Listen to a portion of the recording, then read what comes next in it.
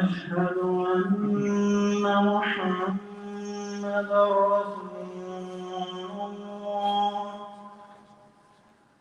أشهد أن محمدا رسول الله حي على الصلاة حي على الصلاة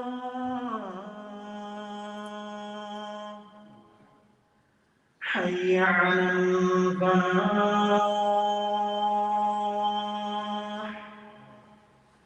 حي على الفلاح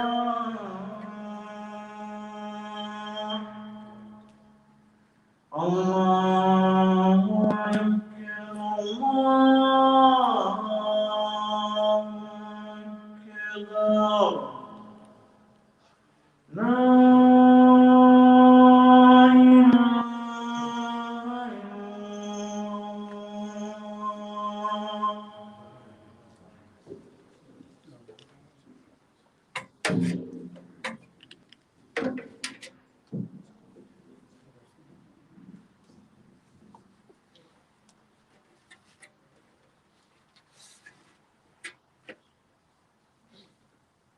إن الحمد لله نحمده ونستعينه ونستغفره ونعوذ بالله من شرور أنفسنا ومن سيئات أعمالنا من يهده الله فلا مضل له ومن يضلل فلا هادي له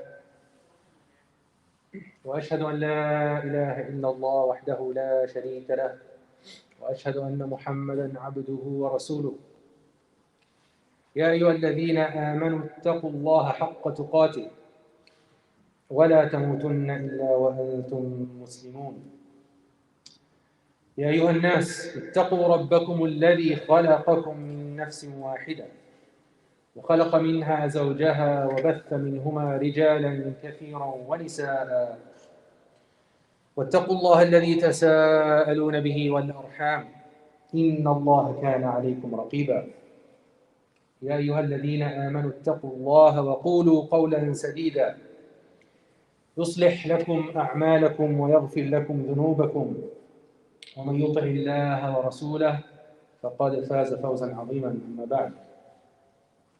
My dear Muslims, subhanAllah, the last khutbah, we were talking about, Shaykh Abdul Rahman was talking about the lessons from Surah Al-Asr. SubhanAllah, one of the shortest surahs in the Quran, but very direct. Allah's giving us very direct advice. But it encompasses like so many meanings, right? And we heard all the scholars and how they commented on that. This surah is, if there was nothing else, this would be enough for us. And this is the beauty of the Quran. You can never be done with it. You can never get bored from reading the surahs in the Quran. And you'll always learn something. So I figured today, inshallah, we'd focus on another surah that's a longer surah. So kind of the opposite. Allah subhanahu wa ta'ala is part of the beauty of the Quran, and the miracle of the Quran, of course, is all the variety of styles, the variety of meanings. And of course, He challenged the most literary capable people on the face of this earth, and they could not come up even with one verse, right? That's similar. But this surah uses a different style, uses a style of narration, of stories. And it's a surah that I'm sure many of us, if not all of us, are very familiar with and read, especially on Fridays, right? And that is Surah Al-Kahf. Surah Al-Kahf, it's almost all entirely narrations, right? So why is Allah telling us these stories? Let's think about it for a few minutes in this khutbah today. What can you get from these stories? What is Allah teaching us? So just to look at it a little bit deeper, but subhanAllah, again, the style of narration grasps our attention. It's human nature. We want to tell a story, people immediately want to listen. And of course, what better than the stories of Allah subhanahu wa ta'ala? There's meaning behind them, obviously. So just at a top level, Surah Al-Kahf talks about 4 stories, as we all know, right? The first story is about the people of Al-Kahf, the cave, these youth.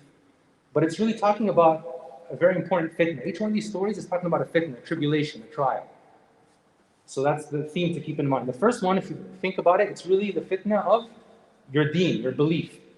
And we'll go into it, of course, but these youth were tested in their belief, and they held steadfast. The second story is the story of the person that Allah given this great wealth, gardens, right? So immediately, what is this? This is the fitna of wealth, right? The third story is what? Musa and Khidr. And it's, if you think about it, it's actually talking about the fitna of knowledge, ilm. And then the last is, and in many ways, this is something that we can see around us, this fitna of power and how it can corrupt somebody, the fitna of power. So, like I said, very beautiful surah, and each story very different, but really there's a common theme here, is this theme of, trials and how Allah's testing us in this world. So the first story is the story of the people of the cave, al-Kahf, the surah that, it's named after them. And, the Quran, again, in the beautiful style of the Quran, Allah subhanahu wa ta'ala just gives us enough to know about the story. You can read in the authentic tafsir, to learn more details, but it's not necessary to the lesson. So we're not really going to focus too much on that. But, in the Quran, Allah tells us these were youth that were tested in their religion. Basically, everybody around them at the time didn't believe in one God. They were all, mushrikeen. They were all disbelievers. They were all polytheists. And these young men, they rejected that. So imagine the amount of pressure, and there was persecution. If you read again the tafsir, that they feared for their lives, but they held steadfast. They didn't give up. Okay, but they also had to take steps. They basically had to isolate themselves from these people. So Allah says, just the two ayahs I'm going to mention, that when they did this, then subhanallah, the help from Allah subhanahu wa ta'ala comes, right? You look at, their situation looks like it's totally dire. There's no hope. But they took a step, they believed in Allah, and Allah did not let them, fail. So Allah says, Surah in ayahs 14 and 15, what was the help from Allah subhanahu wa ta'ala? وَرَبَطْنَا عَلَىٰ قُلُوبِهِمْ. We made their hearts firm and strong. So from the outside, you feel like, again, this is hopeless. They're going against everybody that basically on the face of the earth at the time, right? As far as they know. But they have Allah subhanahu wa ta'ala, of course. Because Allah knew that they were honest, they were true, and Allah made their hearts firm and strong. This is something that's very important to know. I mean, these aren't worldly measures. This is Allah saying, we made their hearts firm and strong to stand for the truth. إِذْ قَامُوا, what did they say? They stood up, فَقَالُوا رَبُّنَا رَبُّ السَّمَاوَاتِ وَالْأَرْضِ. They basically said, we believe in one God, Tawheed. This is it. We don't care what you say, what you do. لَن نَدْعُ مِن دُونِهِ إِلَهًا لَقَدْ قُلْنَا إِذًا شَطَطًا. We're not going to, ever ascribe a partner to Him. That would be a great, shatata. It's something very bad, essentially. An enormity in sort of like disbelief. And they said, basically these people, these people, they've taken different gods, but what evidence do they have? Right? And so they stood firm. And then, like I said, they followed these words with actions. So they went and isolated themselves in this cave, and then of course they basically became a miracle for all ages. Allah, of course, talks to them in the Quran until the day of judgment. We read their story. It became a miracle. Allah, make them sleep, and then they woke up, and as we know, then the world had changed. And so, what is the lesson from us? First of all, of course, that again, this is a great fitna. The people on the truth. This is from the wisdom of Allah subhanahu wa ta'ala. They will always be a minority, right? Allah tells us this over and over in the Quran. We look at the examples of yes, Islam will ebb and flow on our power in this dunya. If we do right by what Allah has asked us, Allah will grant us, again, authority and power. But in general, the people on the truth are in a minority. They're always being persecuted. So that doesn't mean that you question yourself, right? Or you wane, or you kind of give in. No, rather that makes you stand even firmer and believe that just like these men, Allah will be with you. But it's very important. It's very important to have, as a minimum, with that belief, you need a support system, right?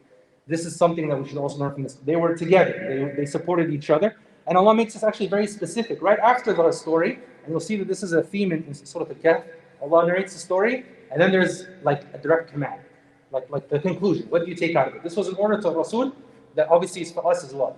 What did Allah say right after the end of the story? In talking to His Prophet, وَاصْبِرْ what? نَفْسَكَ مَعَ الَّذِينَ يَدْعُونَ رَبَّهُم بِالْغَدَاةِ وَالْعَشِيِّ يُرِيدُونَ وَجْهَهُ. Stand firm with who? With those who call on Allah subhanahu wa ta'ala, that want that long for Him, that want His reward. Right? And not, وَلَا تعد عيناك عنهم تريد زينة الحياة الدنيا. Don't, stay away from them or go away from them. Why? Wanting the dunya. A lot of times people who leave the truth, it's because of dunya, right? It's not for any other reason. So, and Allah knows this, and He knows that our hearts are weak. He created us, so it's a reminder. It's a reminder. Don't give up the haqq for the dunya. And this is to, khitab, one of the speeches to Rasul alayhi salatu wasalam, but lessons for us. So nobody's above this, no matter how firm you feel you are, if you don't remind yourself, and one of the most important reminders, the best reminders, is the company you keep. If you're not keeping a good company, then slowly you too might, start feeling like, hey, why am I holding on to this? It's okay. And again, you might say, oh, well, it's never going to happen to me. But shaitan doesn't work that way. He's not going to come tomorrow and try and have you worshipping idols, right? It's going to be step by step by step, as the Rasul has told us in many hadith. This is how we slip slowly. And so it's very important, just that reminder, to be with those people and that good company.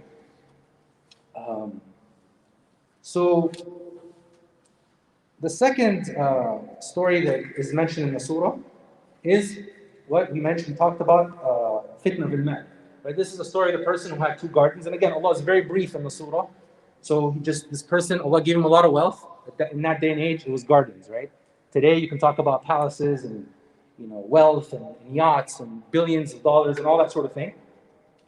And so it's a tremendous fitna, and we see this in this case. This person, this individual, was totally blinded by it, right? Because he basically said, "Okay, I've been given all this wealth. This must mean this is it, right? There's no day of judgment. There's no God. I have what I need. I have it all." And we basically see that happen around us, right? All these people that are just, once they have wealth, it feels like that's it. They control people because they do in this dunya, and that's it. There's no accountability. And to the extreme, this person said, yeah, there's no day of judgment. And so, of course, we know what happened, that he was ungrateful, and Allah taught us a lesson, that just like Allah gives, Allah takes, right? And so easily that can be gone in an instant. And subhanAllah, that's something that, since, when you see it, you believe it more. Like, it's hard to say, like, today, if we're, when we talk about somebody's got a tremendous amount of wealth, that, yeah, they can be taken away. But look at examples in history. And sadly, you can look at examples, current examples. Look at what happened. Look at the economies. Those of us that we've all been affected in some way or another. But look at things and industries that were flourishing months ago, and now it's just a standstill. It's like we don't know when it's going to happen, when we come back. Especially those of us like in aerospace, for example. So it's very true. Allah can take it away any moment. And then, as soon as Allah mentions the story, what? Again, a lesson, a command. And a beautiful one. Allah gives us an example. There's another, beautiful style of the Quran. Stories and examples, right? Similitude. So Allah says, وَضْرِبْ لَهُمْ مَثَلًا. What? الحياة الدنيا كماء. So give them the example of this dunya as water, right? Rain. أنزلناه من السماء, came from the sky. فاختلط به نبات الأرض فأصبح هشيما تذروه الرياح. And then, when it came down from the sky, there was growth and all that, vegetation, it became green, beautiful. But what happened later? Did it stay like that forever? Does it stay like that forever? Does it ever? No. It later became dry, just broke into pieces. Hashima. تذروه الرياح. The wind just kind of takes it away as if it was never there. I mean, this is a physical example. This is how dunya is, but we forget it. So why are you letting this wealth basically take you away from Allah subhanahu wa ta'ala? That's the message. That's the message, basically, in a nutshell, right? Why? We have to remind ourselves that, again, just like the fitna of deen, this fitna of wealth, we can't compromise any truth, any part of our faith, any part of our deen for money. Again, very easy to say, but when somebody's in a situation and there might be an easy way to make a few extra dollars or money, whatever, but it's not halal. Is the person thinking at that moment of that, or are they making excuses and reasons? Well, everybody does it. This is different time. This is the U.S. So on and so forth. I mean, it happens to all of us. So again, a reminder from Allah Subhanahu wa Taala that be clear. Just know your goal. And understand that this dunya, it's all kind of a mirage, right? It's great, it's beautiful today, but tomorrow it's gone. قولوا قولي هذا واستغفر الله لي ولكم فاستغفروه انه غفور رحيم.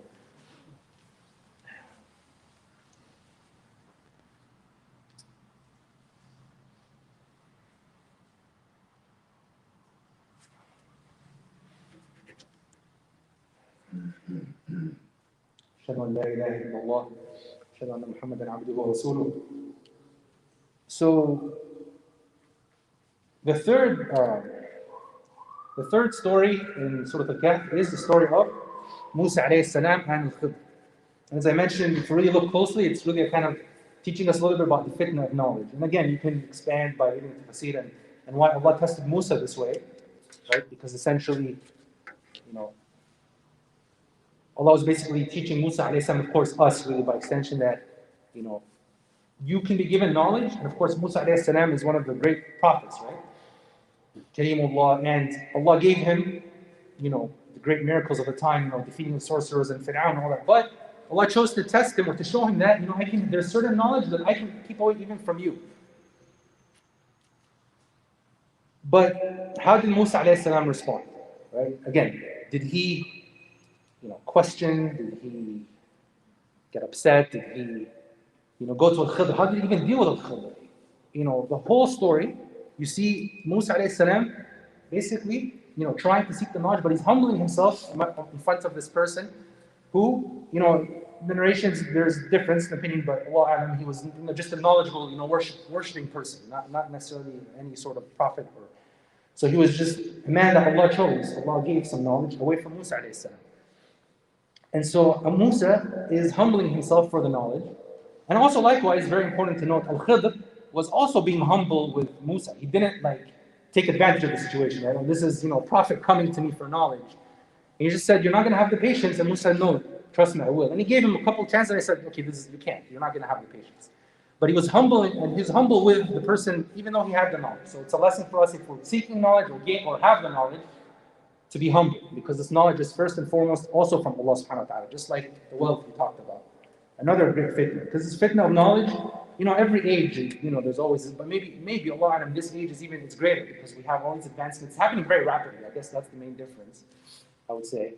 And so there is a temptation to succumb to that. We have all this knowledge, and of course atheists, that's the we don't believe in God because we can eventually go to Mars, right? So that's it. Don't tell me about stuff I can't see.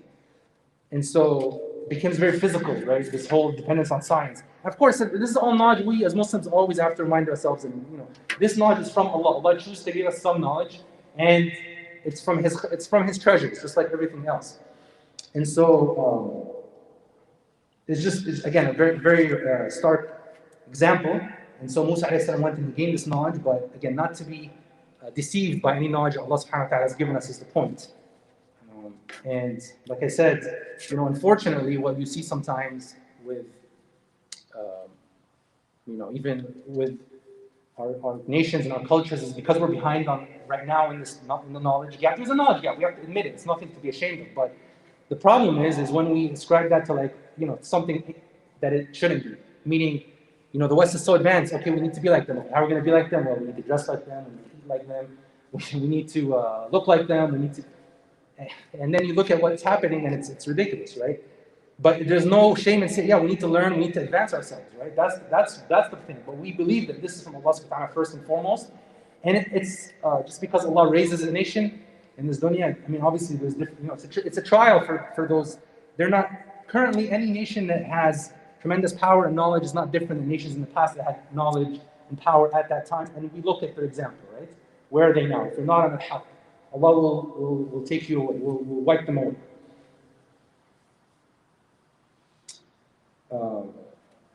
Allah says in Surah Al-Fatir, فَلَمَّا جَاءَهُمْ نَذِيرٌ مَا زَادَهُم إِلَّا نُفُورًا. These people, over and over again, they got warners, but all it increased them in is staying away, moving further and further away. اسْتِكْبَارًا فِي الْأَرْضِ. That's exactly what you see, right? They're just arrogance. And you see that a lot.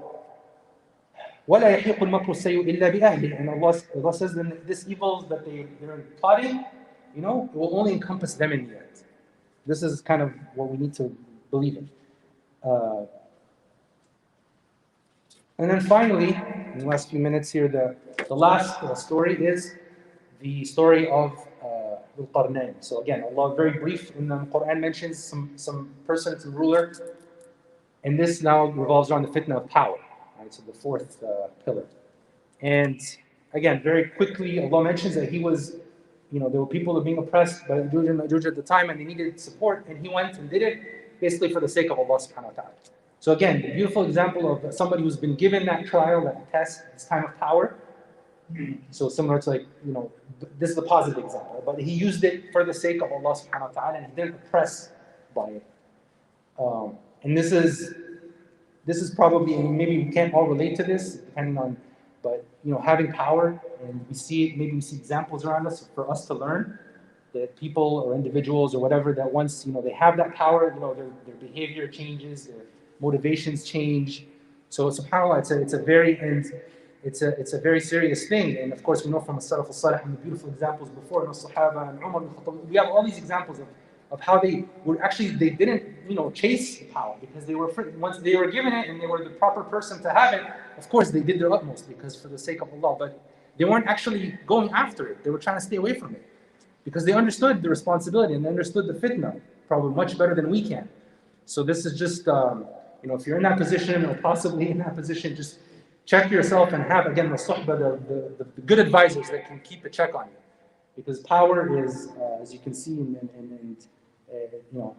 it can corrupt, right?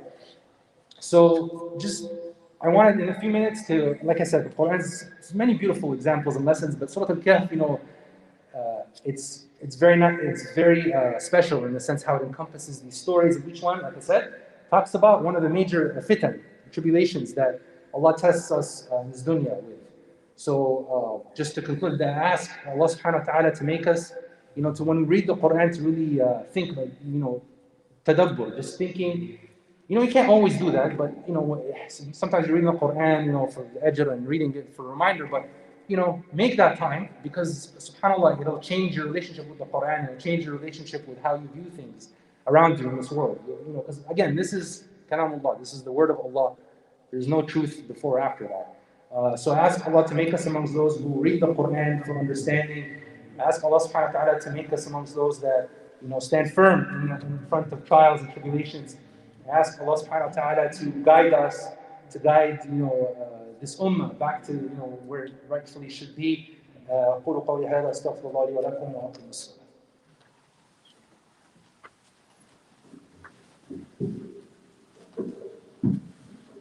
الله أكبر الله أكبر أشهد أن لا إله إلا الله أشهد أن محمدا رسول الله حي على الصلاة حي على الفلاح قد قامت الصلاة قد قامت الصلاة الله أكبر لا إله إلا الله.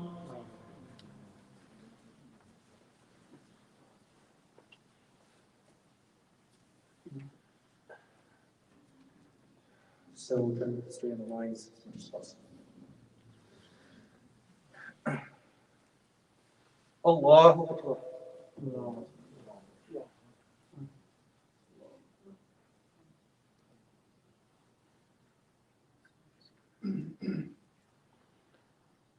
الحمد لله رب العالمين الرحمن الرحيم مالك يوم الدين إياك نعبد وإياك نستعين اهدنا الصراط المستقيم صراط الذين أنعمت عليهم غير المغضوب عليهم ولا الضالين.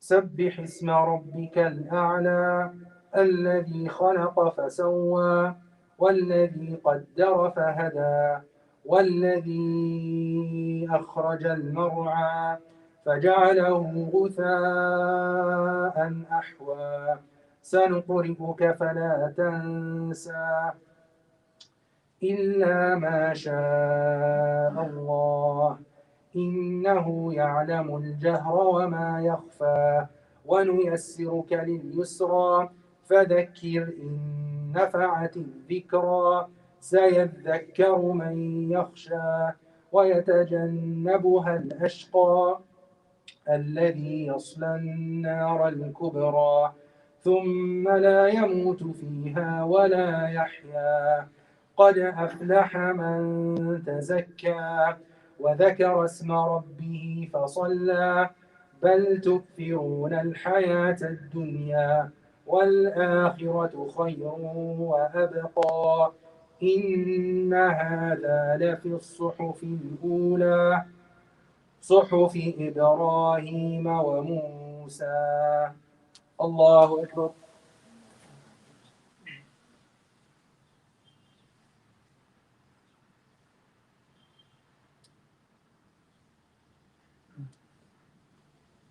سمع الله لمن حمده.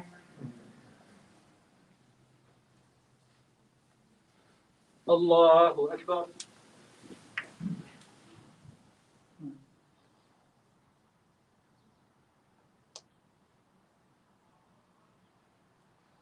الله أكبر.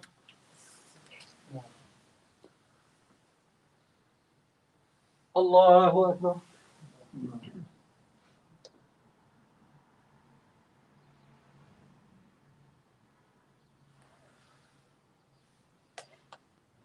الله أكبر.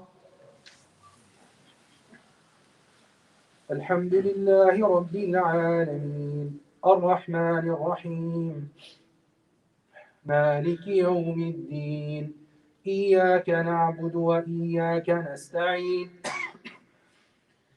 اهدنا الصراط المستقيم صراط الذين أنعمت عليهم غير المغضوب عليهم ولا الضالين.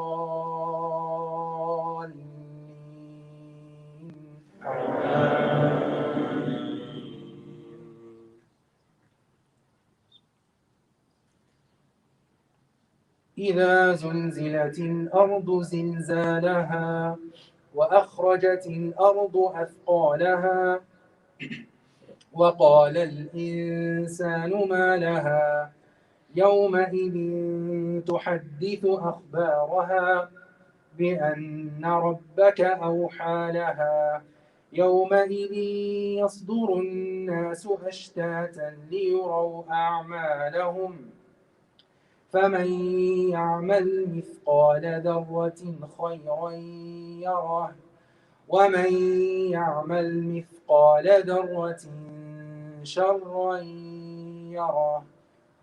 الله أكبر.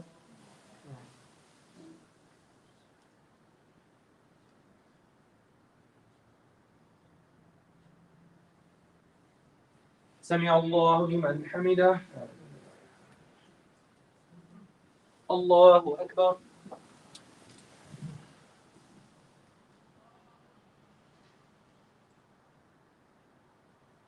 الله أكبر.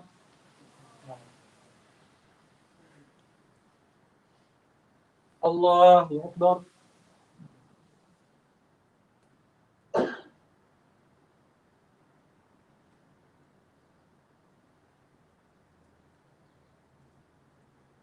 الله أكبر.